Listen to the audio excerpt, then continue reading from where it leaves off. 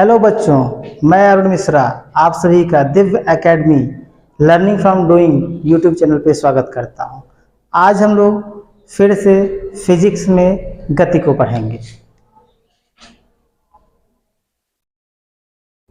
गति, इसको अंग्रेजी में हम लोग कहते हैं मोशन। मोशन क्या होता है, गति किसे कहते हैं, ये एक इम्पॉर्टेंट टॉपिक है हम लोगों का कक्षा 11 और 9 की दृष्टि से।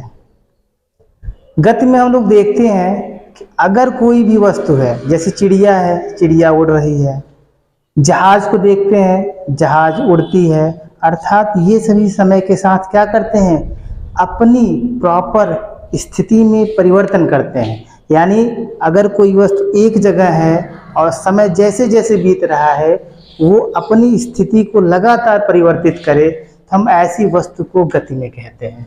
यहाँ ध्यान से समझने की बात यह है कि अगर कोई वस्तु बिंदु ए पे है, समय बीतता गया और यह वस्तु ए से बी, बी से सी और सी से डी, इस तरीके से ये आगे बढ़ती गई, हम लोग कहेंगे कि यह वस्तु गतिमान है, अर्थात गति में है। तो गति की परिभाषा को आप कैसे लिख सकते हैं, कैसे हम लोग परिभाषित कर सकते हैं कि आखिर गति क्या होती है।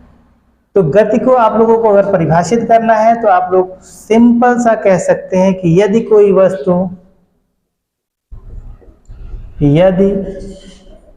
वस्तु समय के साथ अपनी स्थिति में परिवर्तन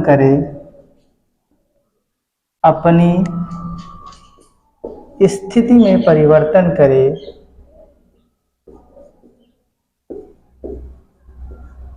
तो वह वस्तु गति में कहलाती है,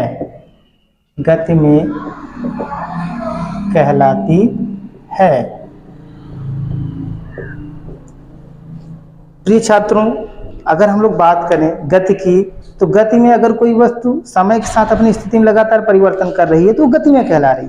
लेकिन ऐसी भी वस्तुएं होती हैं जो समय के साथ साथ अपनी स्थिति में परिवर्तन नहीं करती हैं। जैसे कि हम लोग प्रतिदिन स्कूल जाते हैं तो हमारा स्कूल का जो लोकेशन है, जो स्थिति है हमारे घर से, वो हमेशा वही रहता है।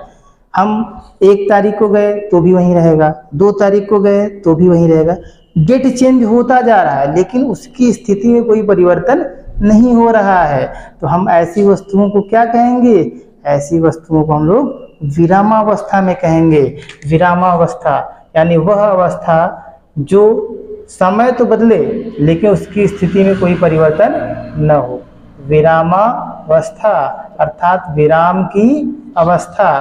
कोई भी वस्तु विराम में कब रहे, इसको इंग्लिश आप लोग कहेंगे रेस्ट। तो अगर यदि कोई वस्तु समय के साथ अपनी स्थिति में परिवर्तन न करे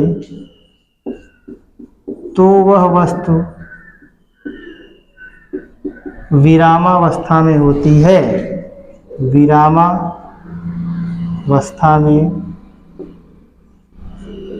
होती है।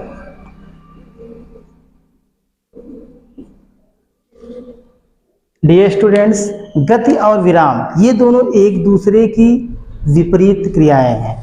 यानी अगर किसी वस्तु में समय के साथ परिवर्तन हो रहा है तो हम लोग कहेंगे वो गति में है। यदि कोई वस्तु समय के साथ अपनी स्थिति में लगातार परिवर्तन नहीं कर रहा है तो वो विरामावस्था में है। आप कहेंगे सर इसके कुछ उदाहरण, बिल्कुल निसंकोच इसके कुछ उदाहरण भी हैं। उदाहरण का मतलब ये है कि चलती हुई कार, कोई भी कार है अगर वो लगातार चल रही है तो उसकी स्थिति में परिवर्तन हो रहा है तो हम कहेंगे वो गति में है। उड़ती हुई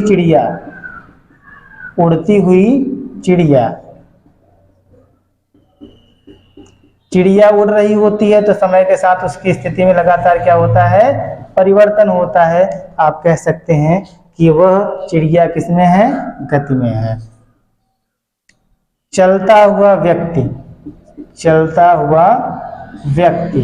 कोई भी व्यक्ति अगर लगातार चल रहा है तो उसकी स्थिति में परिवर्तन होता है तो हम कहते हैं वो गति में है। रही बात विराम की अवस्था की बात करते हैं तो इसके भी कुछ उदाहरण आप लोग लिख लीजिए। उदाहरण में होता क्या है, पेड़। पेड़ पौधे जो है जिस जगह लगाए जाते हैं वो समय के साथ अपनी स्थिति में कोई परिवर्तन नहीं करते। 1 साल 2 साल 10 साल बाद भी वो पेड़ वहीं के वहीं रहता है। इसका मतलब समय तो बीत रहा है लेकिन उसकी स्थिति में कोई परिवर्तन नहीं हो रहा है, तो पेड़ पौधे क्या है, विराम अवस्था में है। खंभे, पोल, खंभे की हम लोग बात करें तो जितने भी पोल्स हैं वो अपनी पोजीशन को चेंज नहीं करते। स्कूल जो है, घर, ये सब अपनी पोजीशन को चेंज नहीं कर रहे हैं, अर्थात ये सभी वस्तुएं क्या है, विराम की अवस्था में हैं। तो इस तरीके से हम लोग गति और विराम की अवस्था को आसानी से समझ सकते हैं और समझने के साथ साथ हम लोग गति के प्रकार को भी देखेंगे कि आखिर गति कितने प्रकार का होता है। गति को हम लोग कैसे आइडेंटिफाई करें, यहाँ पे ध्यान समझिएगा। गति के प्रकार की बात करें तो गति कितने प्रकार की होती है, हम लोग कैसे गति के प्रकारों को आइडेंटिफाई करेंगे। तो सबसे पहले हम लोग बात करते हैं कि सरल रेखीय गति। वैसे गति की बहुत सारे प्रकार हैं लेकिन कुछ मुख्य प्रकार इस तरीके से हैं। सरल रेखीय गति, इसको हम लोग रेक्टिलिनियर मोशन कहते हैं। रेक्टिलिनियर मोशन, रेक्टिलिनियर मोशन या लीनियर मोशन। रेक्टिलिनियर मोशन क्या होता है, अगर कोई भी एक कण है वो लगातार समय के साथ अपनी स्थिति में परिवर्तन एक सरल रेखा में करे। सरल रेखा का मतलब ये यहाँ से इधर एकदम एक सरल रेखा में गति कर रहा है, इस कण की गति को हम लोग क्या कहेंगे, सरल रेखीय गति। यानी कि यदि कोई कण एक सरल रेखा में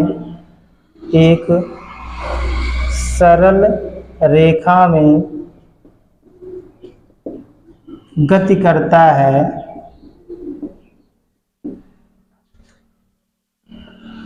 तो उसकी गति सरल रेखीय गति कहलाती है।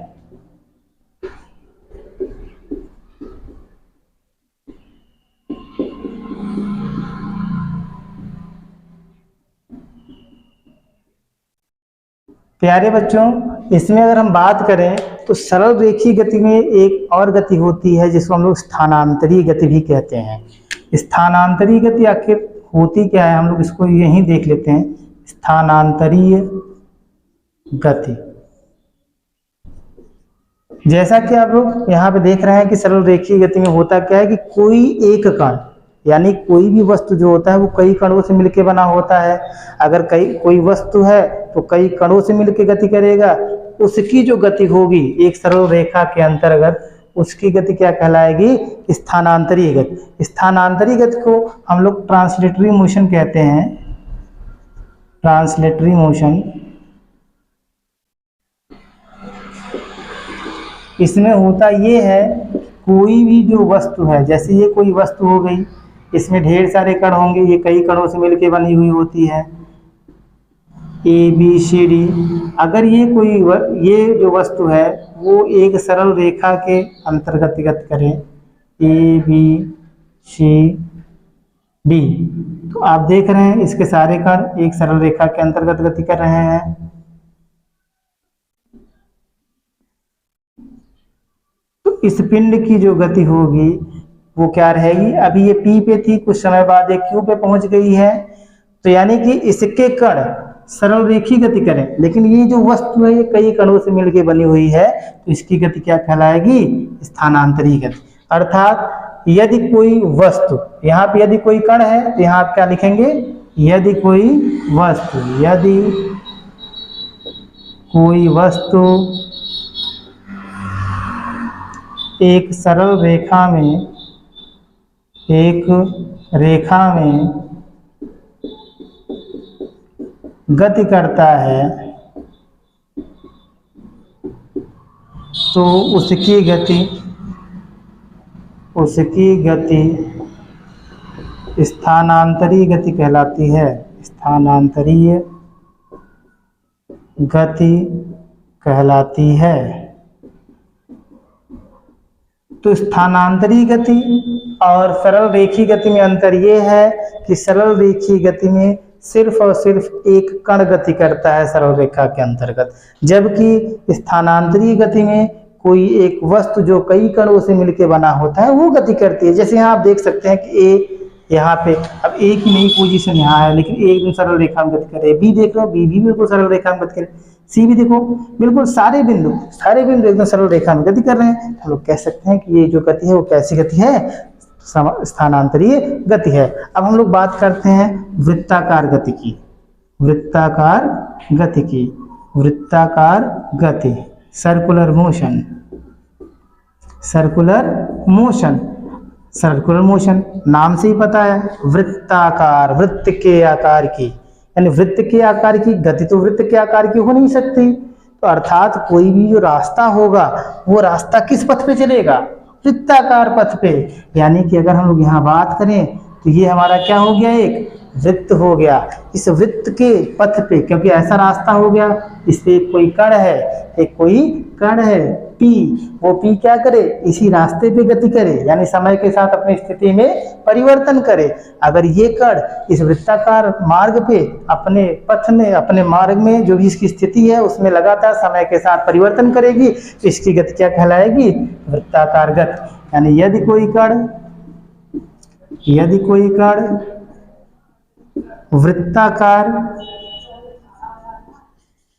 वृत्ताकार मार्ग पर या पथ पर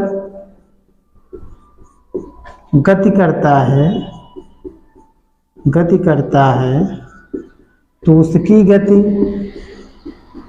यानी उस कण की गति, उसकी गति वृत्तीय गति कहलाती है। वृत्तीय गति कहलाती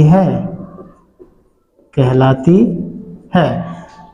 अगले गति की बात करते हैं तो घूर्णन गति। घूर्णन का मतलब होता है घूमना, रोटेशनल मोशन।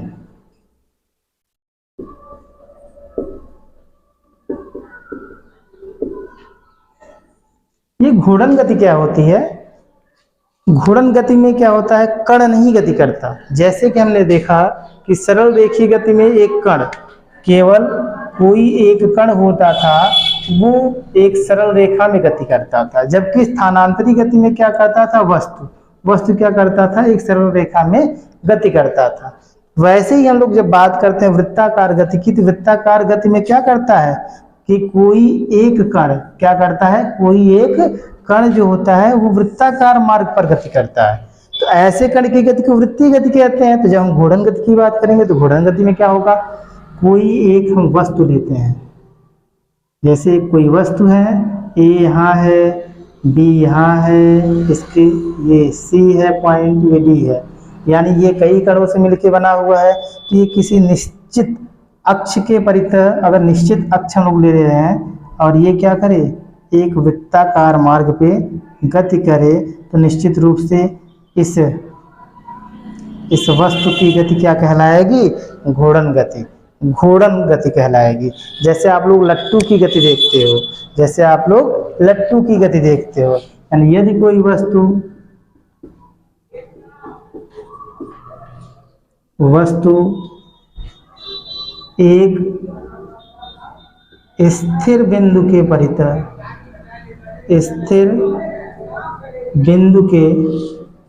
परितः इस प्रकार गति करे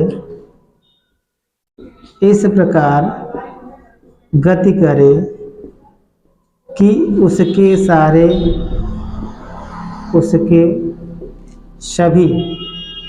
उसके सभी कण वृत्तीय गति में हो, तो वस्तु की गति वस्तु की गति घूर्णन गति कहलाती है।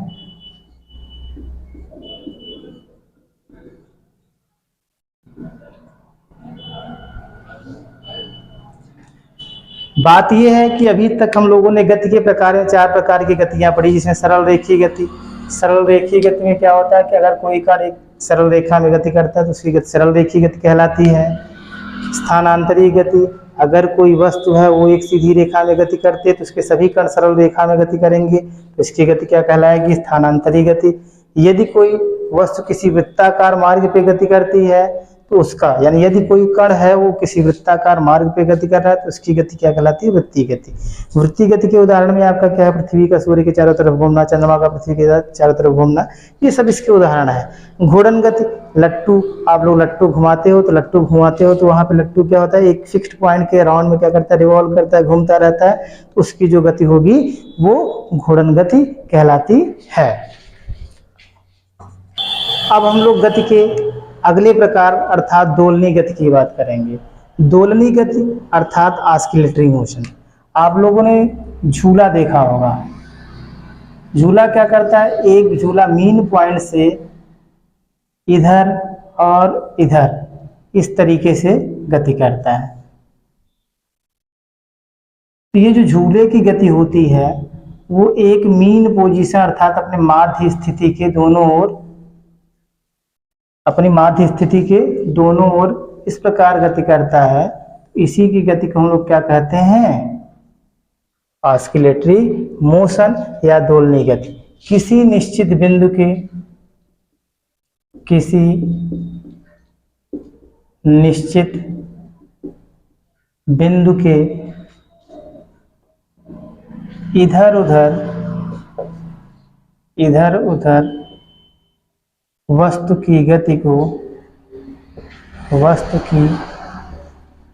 को दोलनीय गति कहते हैं। दोलनीय गति कहते हैं। दोलनीय गति तो हमारा क्लियर हो गया कि झूले की गति। अब हमने देखा क्या कि ये अपनी मीन पोजीशन के किसी एक ओर एक अधिकतम विस्थापन तय करती है। इस अधिकतम विस्थापन को हम लोग एम्पलीट्यूड या फिर आयाम कहते हैं। यानी कि माध्य स्थिति के, आप इसको जो है स्टार करके नोट कर सकते हैं, माध्य स्थिति के एक ओर अधिकतम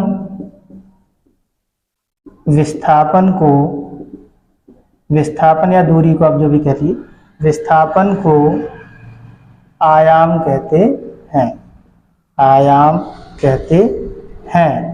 तो कुल मिला के गति के ये 5वां प्रकार है, जिसमें यदि कोई वस्तु किसी माध्य स्थिति के इधर उधर जो होती है गति करती है तो उस वस्तु की गति क्या कहलाती है? दोलनीय गति या ऑस्किलेटरी गति अर्थात झूले की गति, पेंडुलम की गति।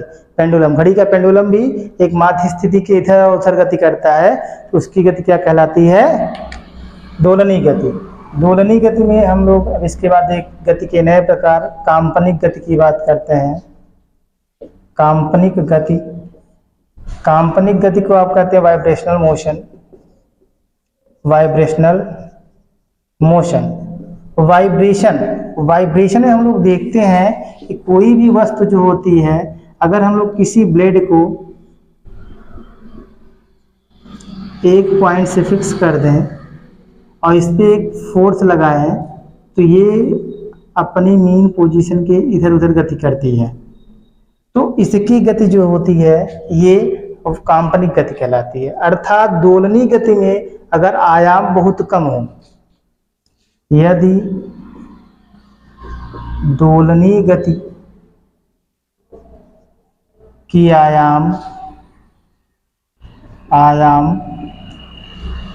बहुत कम हो तो वस्तु की गति काल्पनिक गति कहलाती है। काल्पनिक गति कहलाती है। तो काल्पनिक गति का मतलब ये है कि ये भी दोलनीय गति का ही एक प्रकार हम लोग कह सकते हैं कि यदि कोई वस्तु दोलनीय गति कर रही है और उसका आयाम बहुत छोटा है तो उसकी गति क्या कहलाती है? काल्पनिक गति। अब काल्पनिक गति के बाद अगर हम लोग गति के और विशेष प्रकार की बात करें तो गति के कुछ विशेष प्रकार ऐसे भी हैं कि जिसको आप लोग एक समान गति और असमान गति कहते हैं। इसको देखने के लिए आप लोग हमारे अगले वीडियो का इंतजार करिए, और आपको यह वीडियो कैसा लगा इसके लिए आप लोग नीचे कमेंट बॉक्स में कमेंट करिए। Thank you.